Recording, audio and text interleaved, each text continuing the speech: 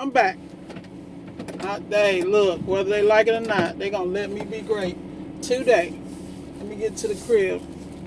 Just try not to hit nobody. These streets about to get buck wild. I'm about to get out of them. I do not have time. I have too much going on in my life. Too blessed to be stressed. And everybody that's a solid stepper, y'all should feel the same way. Stay focused, stay positive. Stuff's gonna happen. Vent, let it go, and move on, honey. There's certain things I've found I've had a problem letting go. Grudges. Because, I'm the type of person, I'll whoop your ass. I don't have time. Try me if you want. But then I realized there's so much energy in that when I could be doing other positive things. Like right now, I don't know which way I'm going, but I'm going to figure this out. I feel like I'm finding Nemo right now. So, before I interrupted the last video, I received a text message from a customer that needed some assistance with an ice maker, the notorious Samsung. We are all specialists in that. If not, you better get one, because all the people in the ABC group, I uploaded all the information, the ice maker kits and all this stuff. Now this is going to be a little different because this is one in the bottom. And anybody knows anything about those Samsung ice makers, the ones in the bottom have an issue with the sensor falling out. But in this case, this is definitely what I like to call a ghetto baby moment, because I talked to the customer. She's an older lady, and so she had Bubba get on the phone. Now, if Bubba got on the phone, it was quite entertaining. So Bubba gets on the phone, and Bubba's like, giving me the information. I had Bubba go get the serial number, model number, all that good stuff. And all the while he's talking to me, he's hitting on me. And I'm looking at him like, bro, it's not ever going to happen in this lifetime or any other. But it's quite entertaining. So as I'm doing this, I scheduled an appointment, give him a price for the service call, and then made it very clear that a lot of times we may be able to just pop the sensor back in and life is good. But if we get there and the sensor's been damaged or ripped out, then that would be an additional charge. I'm very clear with my customers up front about what the possibilities are so that we don't have any surprises. So anyway, I finished with Bubba. We set the time. I got them scheduled on Wednesday, which is 2 days from now. Thank God, because we're busy. So, I hang up the phone. The mama calls me back, and mama says, can you bring some ice trays with you? So I'm sitting here like, what is she saying? But I'm sitting, listening patiently because things happen. Apparently, someone went in before me, took the ice tray, and never went back. So I had mama clarify that this was the one in the bottom. So this is going to be pure entertainment. I can't wait to keep you guys posted on this one, honey. But I love my customers. Never a dull moment. So that's going to be a Miami day. So I'm going to try to line up all my appointments in Miami that day, so that way I can be in and out. But that was what that called for, a locked in a service call. Then I had someone call me about installing the new door locks. I get a lot of calls for those electronic door locks, so I have a guy that I sublet that to, so he can go in and be Mr. Security. He looks the part and plays the part well, and I get my cut. So I always get those calls. That's one thing you guys want to really work on, is developing relationships with people who will not mess up your brand, who you can send out to do work, and they show up professional and get it done with no issues and no comebacks and no complaints. I have guys who do assembly for me and things like that, because I always get calls for outdoor patio assembly, furniture assembly, and I just set it up for the guys. They go in professionally and I have no problems. I am blessed. They don't know I'm getting ready to start using them for some of these heavy installs, because I'm not going to be doing it. But I will manage it and profit from it. And I'll make sure that they are paid well too. That's another thing you guys got to realize. It's enough out here to go around, so please share. Like, I got a couple of jobs. I'm going to call some of my counterparts and see if they want them, because I'm not into heavy lifting. I'll diagnose all day long, and I'll take the diagnostic fee. You can have the job. That's how it gets for me sometimes, because I have so much going on, and I'm really blessed that we're really busy. So anyway, rule number one: no matter what's going on, during your open hours, you need to stop and take care of your customers, because that's how you eat. Some of you guys out here talking about it's slow, it's this and that. I do not live off warranty, because warranty can change their mind every day. And I refuse. That's like having a job to me. And a job is just over broke. The warranty company is great to learn off of and things of that nature, but do not let the warranty company mess up your business. Use it for what it's there for, which is training, exposure, and advancement, and prepping you for what's coming down the road. Now, one more thing. I had made a challenge, and I may have mentioned it in the last video, to all the people who graduated from ABC Boot Camp. Look, appliance boot camp people, Mike gave you the blueprint. It's up to you what you do with it. I don't want to hear nothing about I didn't have an opportunity. Let me explain something to you. These doors are getting ready to slam shut. If you know like I know, you're going to become a member of every appliance situation you can be in. You need to get this. Go to Stream Engineering, the EPA test site, and take that doggone Type 1 test. It is an open book test. How is it possible you're going to fail an open book test? I'm just going to be on you, because somebody's got to push you to greatness while you have these opportunities. I don't want to hear anything about people holding you back. The test is $25. If you need to retake the test, it's $6. And I don't know how many times you can retake it, but I'm sure they don't mind collecting that $6 every time. Just get in there and focus and get it done, because these certifications are going to open doors for you. I'm not just I'm taking all the ones I can take, because when I go to do certain jobs, I'm pulling out every card I got. I don't want to hear nothing about it. You can't let me through that door. Trust me. I believe in being prepared. And when you have an opportunity to be prepared, you need to get out there and get it. Period. End. Life is too short, man. In America, when you have an opportunity, say what you want to say. The country's in uproar and turmoil and all this stuff. But you know what? We made it 400 and some years. We're going to keep making it. And you are built from a different stock. That's part of being an American. What we're going through as a country right now, we're going to work through it. And everybody getting hot and heated by X, Y, and Z, you better be glad you can open your mouth and say something. Because in another country, you wouldn't be able to do that. Y'all go to China and Japan, they like running over people.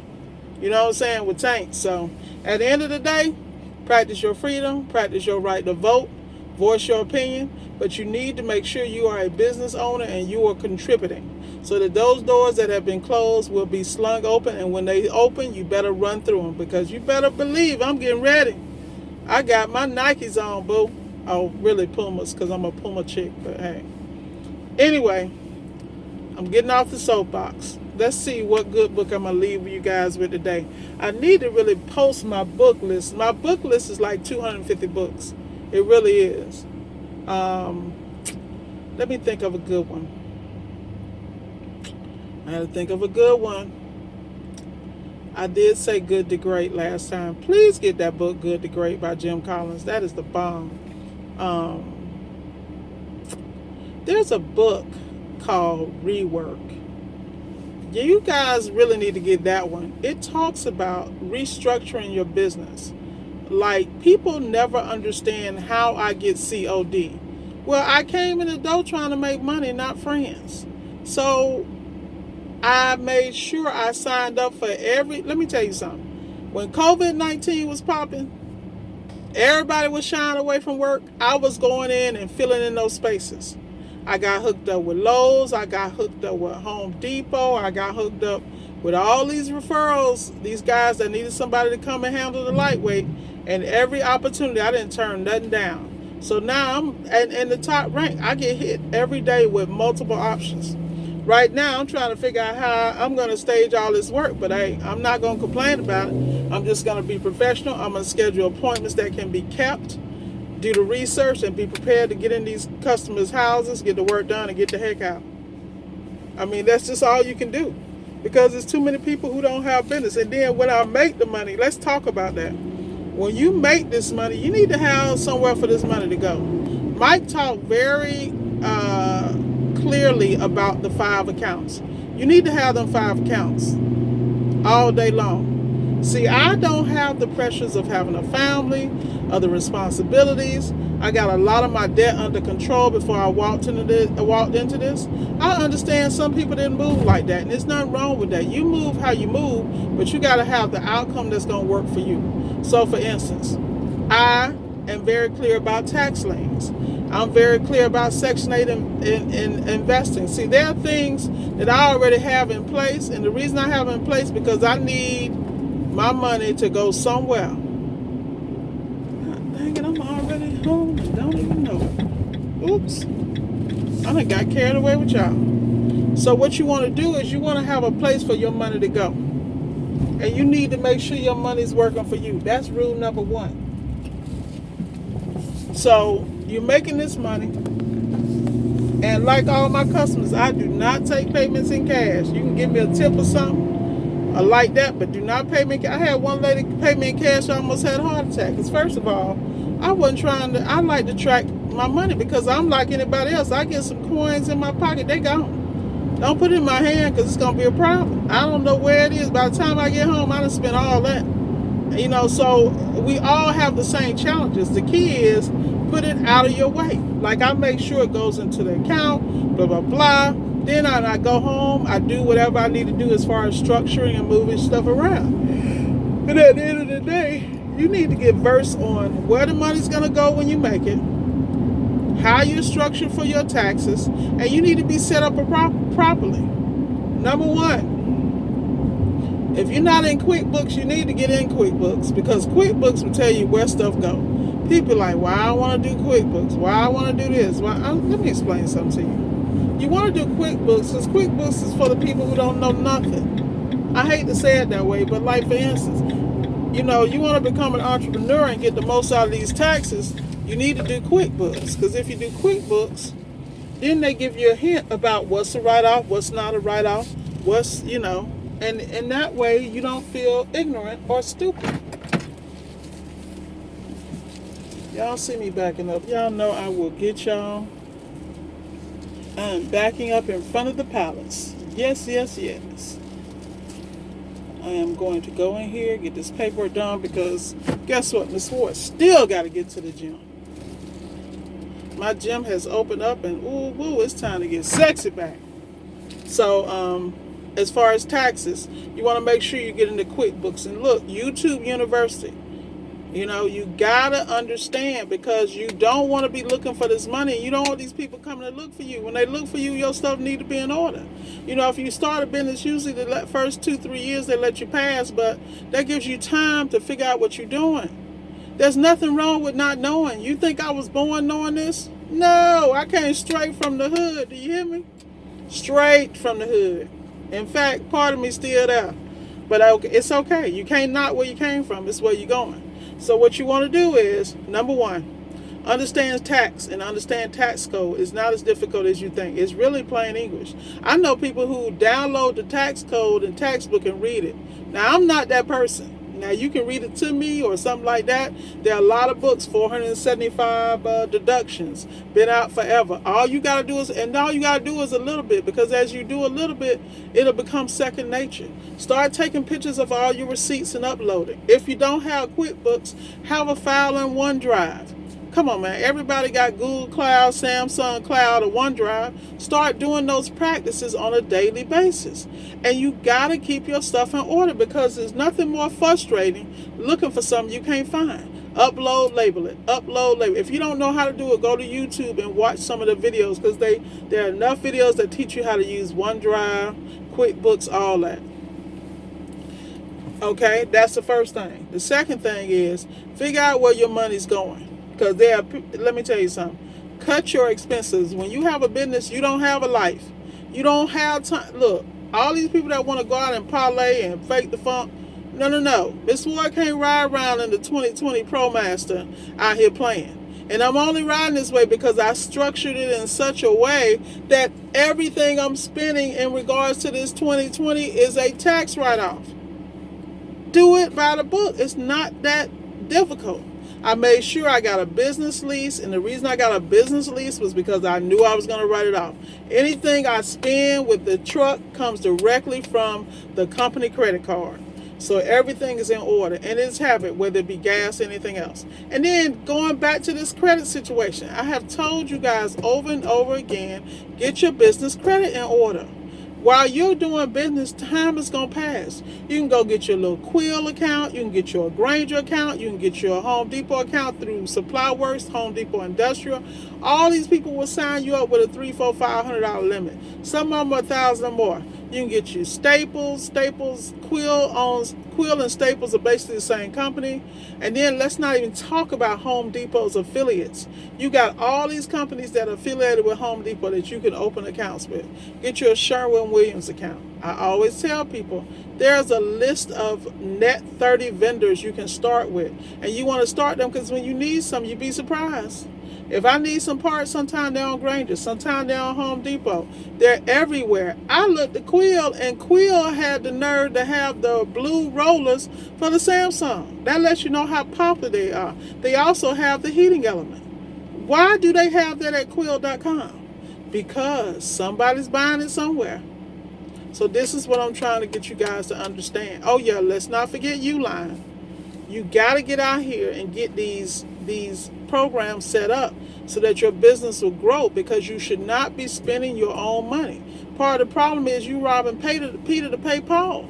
You can't do that in business. This is not, let me put a little bit on the light bill, let me put a little bit on the gas bill. That's something you did back in the day. That's like cashing a check at the liquor store. That's like going to Amscot for a $500 loan. We don't need to live like that. You are a business owner, and when you're a business owner, you manage yourself accordingly, and you discipline yourself accordingly. And don't let nobody beat you up, because guess what? You're going to slip and fall just like everybody else do. You're going to spend a little bit too much. You're going to get a little happy there. But the key is just to readjust and get refocused. This is how you become the best entrepreneur and the best business person in the world, because you learn these things as you go. And you build those relationships and those accounts and everything from the business. The business has a life of its own. The business has a credit ID of its own. The social security number for the business is the tax ID. Everything should be there. The only time you should be using your social if you want to personal guarantee an account. And you only personal guarantee account if your credit is good. Because if it ain't, that's not the way you want to go. So, look. I done gave y'all so much game. If y'all don't run with this, everything I'm saying, just YouTube it and Google it and get your foundation started. Once you get that foundation started, you're good. People always ask about the DUNS number, and but you need to be worried about the Experian business score and the Equifax business score, because that's what affects your money and your loans. Now, Dun & Bradstreet is good for, the little starter accounts. But when you get into the big game, like an Amazon card, because, see, you got to realize with your business, you can get credit with Amazon. That means you can order parts from them. I mean, come on, people. I need y'all to go with me down the yellow brick road. I'm giving you game. Run with it. All right, that's enough for tonight, because guess what? I got to go ahead and do some work and get my own life together. But if you have any questions, throw it down in the comments, and I will hit you back or make a video about it. Thanks again, Solid Steppers, for all your support. And remember, go get it.